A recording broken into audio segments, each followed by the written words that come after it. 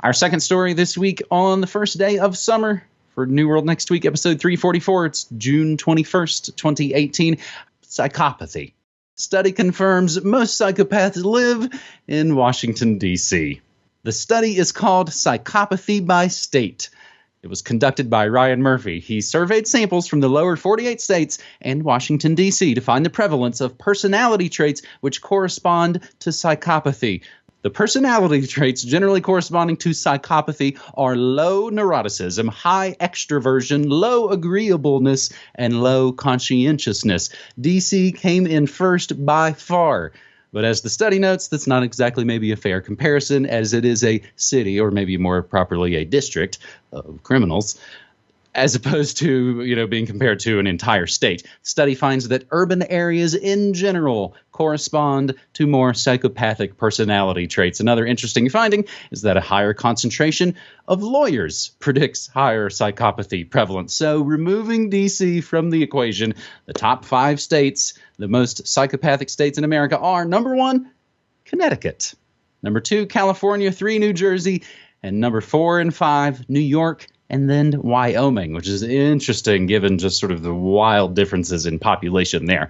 But the least psychopathic states, and this is good news to me, James, as it is my home state's 155th birthday today, West Virginia is the least psychopathic state. Finally, we're on the top of a good list, followed by Vermont, Tennessee, North Carolina, and hey, the new state I live in, New Mexico.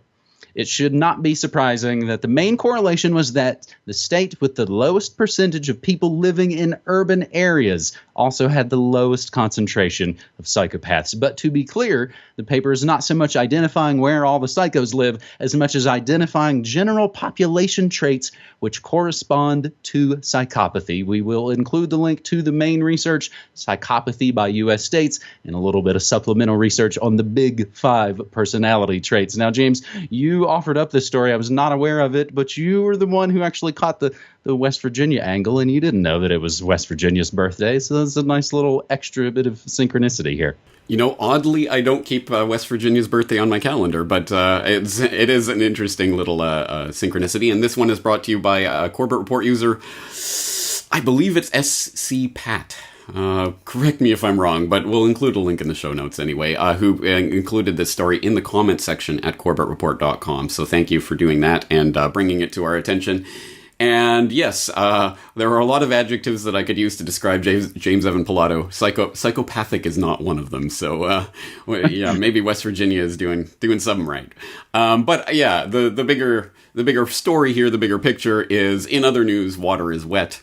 Oh my God, psychopaths congregate around D.C. Who would have thunk it? No, of course. And this is one of those things that is just...